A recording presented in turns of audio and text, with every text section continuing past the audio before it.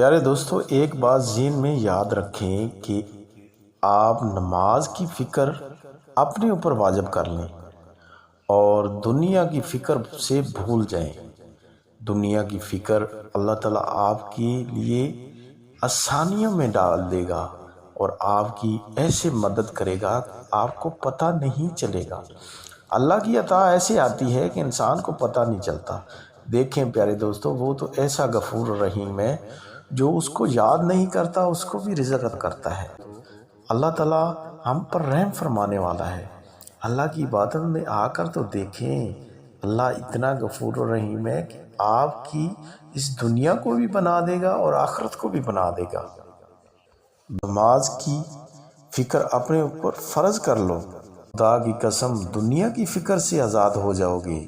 اور ایک بڑی بات، کامیابی آپ کے قدم چومے گی۔ اللہ تعالیٰ آپ